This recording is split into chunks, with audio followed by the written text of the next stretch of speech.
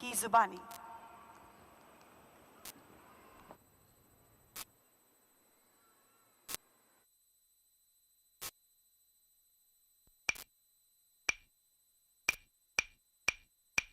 ये आवाज है एक शहीद फौजी की।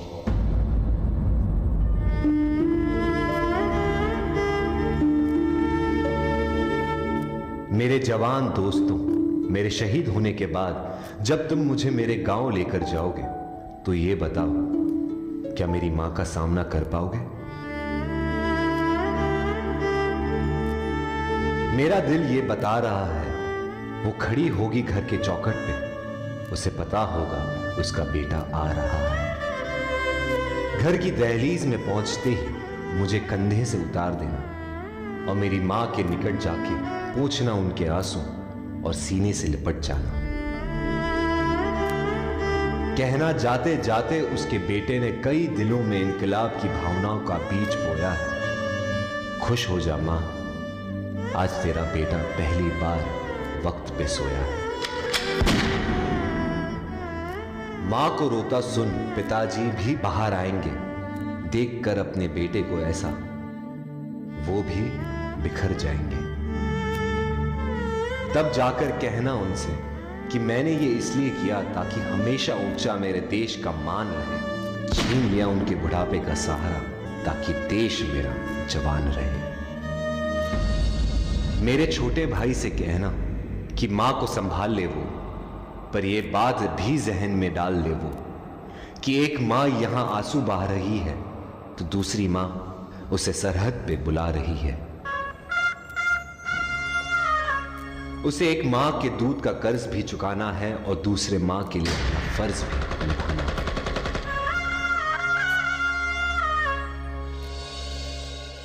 मेरी बीवी सहमी सी बैठी होगी, उसे कहना कि करवा चौथ हर साल रखे और तब तक रखे जब तक आसमान में चंदा है। तो क्या हुआ उसका पति जिंदा नहीं, देश तो जिंदा है।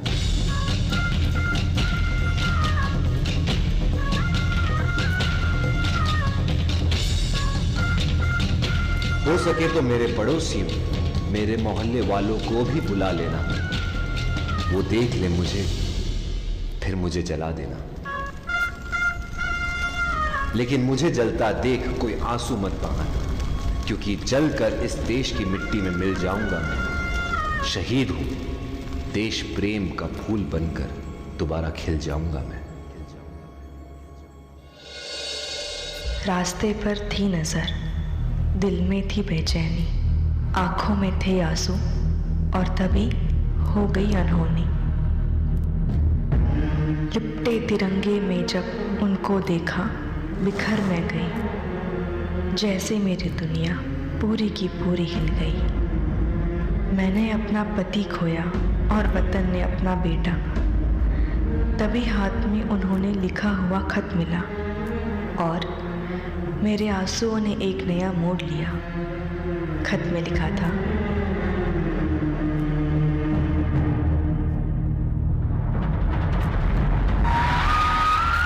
अगर ये खत तुम पढ़ रही हो, इसका मतलब है मैं अब नहीं रहा। पर तुम ये मत समझना कि तुम अकेली हो, मैं हमेशा तुम्हारे साथ रहूंगा। देश की ढाल मैं बना और हमारे परिवार की तुम। मेरी मुश्किलें तुमने अपनी मानी और तुम्हारी खुशियां मुझे दे दी।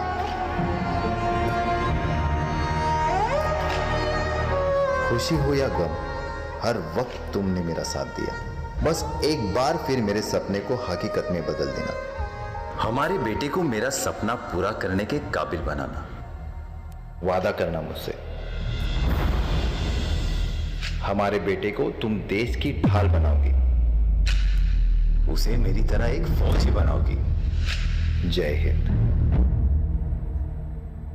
हाँ, करती हूं मैं आपसे वादा।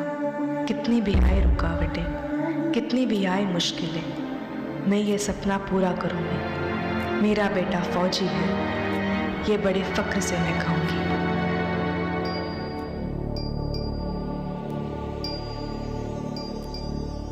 आया जब संदेश पिता के शहीद होने का, हम पर टूट पड़ा था पहाड़। दुखों का।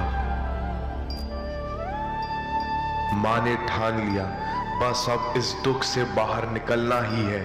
उसके दिल में थी आग हमें काबिल बनाने की, और मन में थी जिद पिताजी का सपना पूरा करने की। वो धूप में कर रही थी काम हम पर छांव रहने के लिए, हमको किया खुद से दूर हमें बेहतर जिंदगी देने के लिए। वो सहती रही सारे दुख और दर्द अकेली, ताकि हम कर सकें अपना मुकाम हासिल। खुद रहकर तकलीफ में वो देखती रही हमारी मंजिल, और जब उस मंजिल को अपना मुकाम मिल गया तब मानो माँ का सपना ही पूरा हो गया। देख कर मुझे फौजी बने हुए जब फक्र से उसने मुझे गले लगाया, तब पिताजी का सपना जो देखा था माँ ने वो उसने हमारे रूप में पूरा कर दिखाया।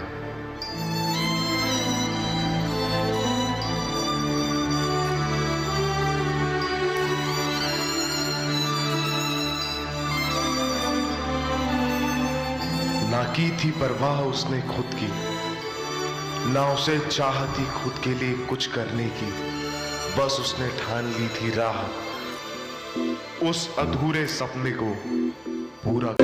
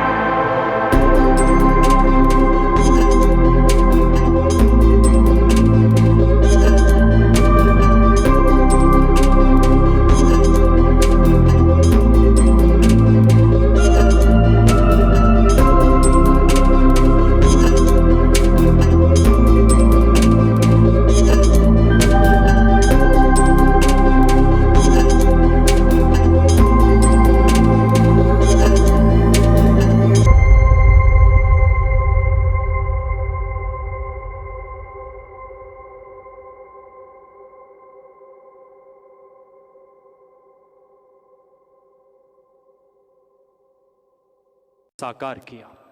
देवी और सज्जनों, हमारे लिए गौरवशाली पल कि मिसेस कमलेश बाला और उनका सपूत लेफ्टिनेंट हितेश आज हमारे बीच उपस्थित हैं। मैं उनसे निवेदन करूंगा कि वो मंच पर पधारने का कष्ट करें।